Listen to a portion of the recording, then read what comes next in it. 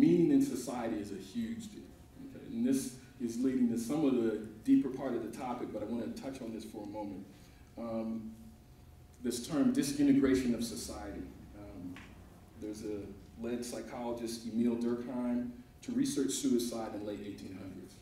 So we were talking about these different generations before, but just think about some of the economic circumstances when you had a lot of people coming through Ellis Island and other places, and they may have been in more rural settings, and now they're living in these large cities.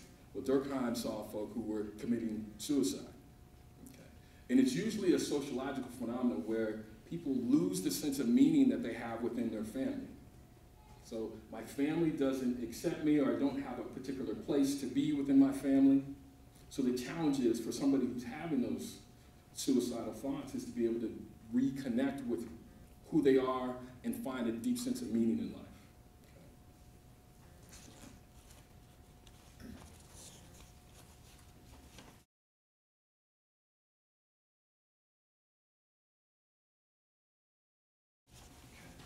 All right. So after I drop that heavy one, I want us to breathe for just a moment. And there's 4 different types. And if you've been to a parenting workshop, you may have heard of some of these different types of parenting styles. Permissive, democratic, authoritarian, which may be more like a tyrant, and authoritative, which may be more balanced. And I'll go back over these. Permissive means, hey, just do whatever you want. We're going to have fun. We're going to have fun all the time. If you want ice cream, that's what we're having for breakfast. If you want chocolate cake, I don't know if anybody remembers the old Bill Cosby deal where his youngest daughter came in, yeah, I love chocolate cake. And he's having a good time, and he seemed to have a more permissive attitude. And his wife came down and said, oh no, this is not going to happen. I can't believe you fed these kids chocolate cake. We have to think long term here. And I'm just going more to authoritative, being a more balanced view of, sure, you want to love your kids, but is loving your kids giving them chocolate cake in the morning? Maybe one time in their life. That's a very, very special occasion. But on a regular basis, or without even consulting me, and she's saying as a mom, look, you need to get this together. And I think he did a whole thing where, you know, her head split open and she was upset about this chocolate cake. The democratic piece may be sometimes where folk get into bargaining. And I think each, as I was talking about those different generations, I think each generation tends towards one or the other. Okay. I think there was a point where permissive or democratic ideals were just not even thought of.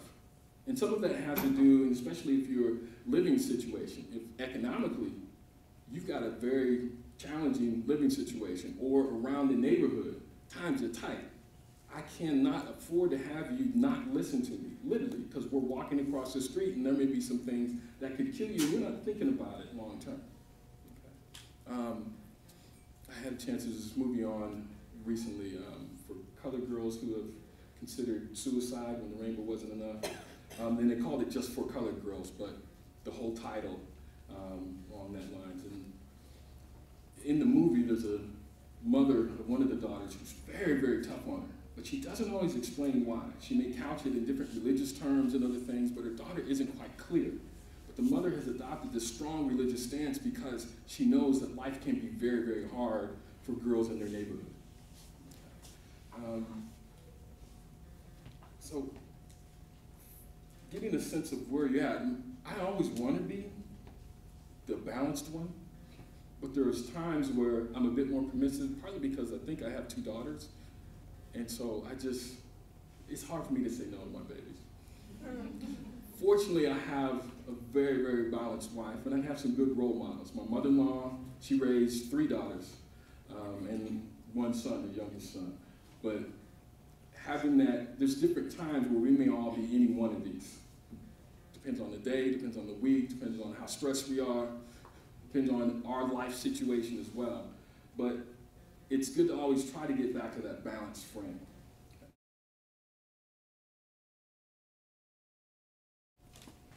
All right, resiliency.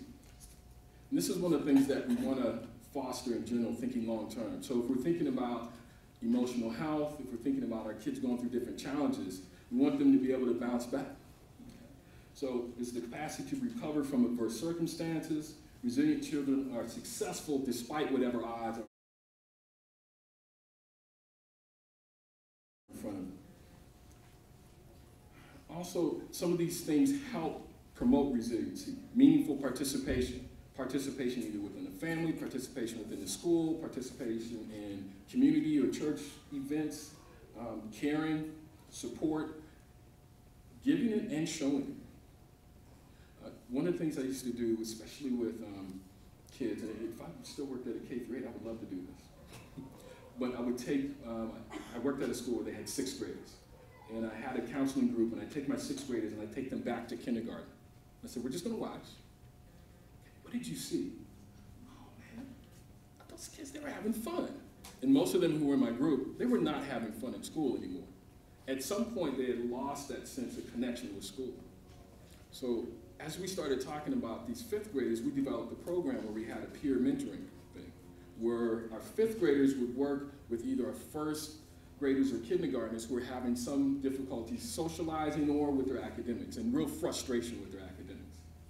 That helped the 5th graders clarify, because when you have to state what you need to do to solve a problem, you start rethinking about, how did I figure out how to do this math stuff? And they start thinking, you know, I am pretty smart. I just helped another kid. And it helped with their sense of who they are, but it also connects with that meaning. High expectations are important, but when we say high expectations, sometimes they're beyond where the next step is, and there's nothing in between. But it's good to have a challenging step that will move your kids to the next level. My 2 daughters have inherited this great gene to play defense in basketball. But like their mother and their father, they cannot put a round ball in a hole consistently. That ball just dribbles all around the basket. But there's certain things that they can control. So my expectations for them are, you're gonna play your best. You're not gonna give up on your teammates, and you're gonna be here on time. You're gonna give everything you got. Control the things you can control, and get better each time. So every time they end the game, I'm talking with them about, okay, what went right? What do you need to work on next time? But I always want them improving, keeping those expectations, improving each time, from where they're at. Because the challenge is to start to compare the two. And fortunately, at least in my home, my daughters are very, very different. But I know sometimes, I met a mother, she had 13 kids, and I worked with her. She said, you know, I love all my kids. I keep messing up 7, 8, and 9. They're kind of in the middle. And they're all going to the same school right now.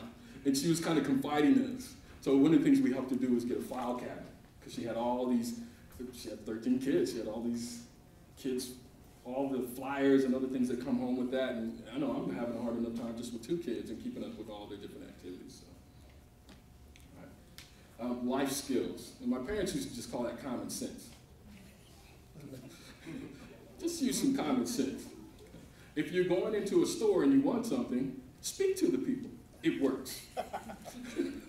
And there's usually certain ages where kids are more, they're open. 4-year-olds just love to talk, especially if you're on a plane for some reason. They will just share everything with you. And then when they get to be around 12, in certain circumstances, it just kind of shuts down. And if it's not promoted and encouraged for them to continue to engage with people, it will really shut down by the time they're 15 or 16 when they need it. When they may need access to, I need to get to talk to the school principal. Or I need to get to talk to the school counselor because I'm trying to go to college and I need to get this new scholarship. But they'll wait and they'll kind of sit in the wings. Or other kids may tease them for whatever have happened and it kind of works in on itself. So those life skills are important.